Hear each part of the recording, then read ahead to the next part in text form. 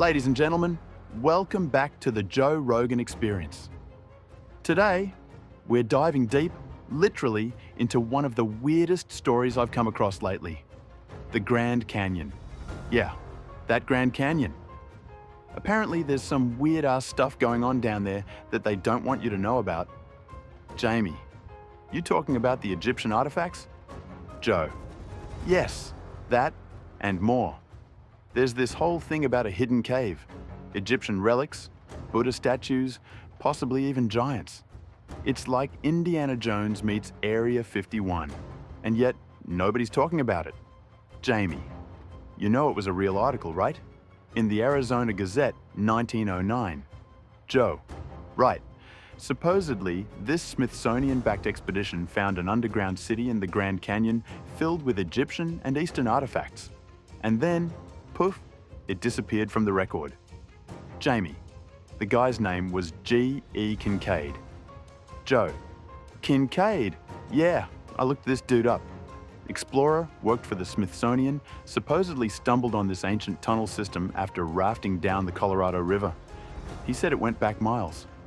Jamie, and get this, the location he described? Off limits to the public today. Joe, no way. Jamie, straight up, there's an area in the Grand Canyon called Isis Temple. Also Tower of Ra, Osiris Temple, Horus Temple, Egyptian names. Joe, you're kidding. That's insane. Jamie? Nope, official maps. And that section, it's closed to hikers. You can't go there without a special permit, and no one gets the permit. Joe, that's super suspicious. You're telling me there's an entire section named after Egyptian gods, and it just so happens to be restricted? Jamie, exactly. Joe, okay, let's break this down. First, a guy in 1909 says he finds Egyptian relics in the Grand Canyon. Second, he's connected to the Smithsonian. Third, the story vanishes. Fourth, the area's now off limits. Fifth, the place is literally named after Egyptian gods. Jamie, that's the list. Joe, dude, why would the Smithsonian cover it up? Jamie, well, think about it. If ancient Egyptians or some other advanced culture reached America before Columbus, that would rewrite history. Joe, completely. Jamie, it messes up the whole mainstream narrative. The Smithsonian was big on promoting a certain version of history, manifest destiny, American exceptionalism. Joe, so alternate history gets buried, literally. Jamie, or labeled as pseudo-archaeology. Joe, let's talk about the cave. Kincaid said it had rooms carved into the rock, huge statues, weapons, even mummies, like a whole underground complex. Jamie, and tunnels big enough for hundreds of people. Joe, okay, that's not just a weird outpost, that's a city. Jamie, exactly. Joe, why don't we have photos? Jamie, early 1900s. If they were classified or destroyed, who knows? Joe, you ever hear the theory that the Smithsonian dumps things it doesn't want in the ocean? Jamie, yeah, supposedly off the East Coast. Joe, like a Deep Six protocol. Hide the truth, keep the narrative tight. Jamie, sounds insane, but they've been accused of losing bones too. Giant skeletons. Joe, oh yeah, that's another part of this. Giants. People claimed to find skeletons 7 to 10 feet tall in caves. Jamie, multiple reports. Even Native American legends talk about giants living in the canyon. Joe, okay, pause. So we've got ancient Egyptians, possible Buddhists, giants, and the US government playing keep away with the truth. Jamie, yup. Joe, dude, what if this cave still exists? What if it's underground military now? Jamie, some think it's part of a black site. Joe, man, imagine walking through tunnels under the Grand Canyon and you find ancient relics. And then some guy in a suit tells you to forget everything. Jamie, Men in Black. Joe, exactly. Grand Canyon chapter. Jamie, or maybe it's deeper than that. Maybe we're talking about breakaway civilizations. Joe, Like advanced human groups hiding tech from the rest of the world?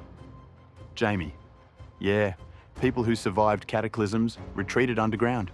The Hopi have legends of ant people living beneath the canyon. Joe. Yes, the Hopi. They say their ancestors were led underground during the Great Flood. Jamie. And those ant people taught them, helped them survive. Joe. So maybe this isn't even about Egyptians. Maybe it's pre-Egyptian. Jamie. Or something we can't even name. Joe. I always say this. We're like a species with amnesia. Jamie. We build, we rise, we fall, we forget. Joe. Every few thousand years, something resets us. Jamie. And the survivors carry fragments forward. Joe. So this Grand Canyon story, it's not just about one cave. It's about a crack in the foundation of history. Jamie. Yeah, a glimpse into something older, weirder, maybe way more advanced. Joe. And that's why they hide it. Jamie. Too dangerous, too paradigm shifting. Joe. You know what this means, right? Jamie. What? Joe. We need to get a helicopter and fly out there. Jamie. You think they'll let you? Joe Rogan. Okay, so let's go deeper. We touched on Egyptian artifacts, ancient tunnels, even giants. But here's the real question. Where does this rabbit hole lead? Jamie. Some say it connects to inner Earth theories. Joe. Like hollow Earth? Jamie. Yeah, not fully hollow, but vast underground networks, like giant caverns, ancient tech, even civilizations. Joe. It sounds crazy until you start looking at cave systems in North America. Massive networks. They literally stretch from the Grand Canyon to Kentucky. Jamie. And beyond. Joe. You ever hear of the Mammoth Cave System? Jamie. Longest known cave system in the world. Joe. And native legends say it's haunted, like there are things down there.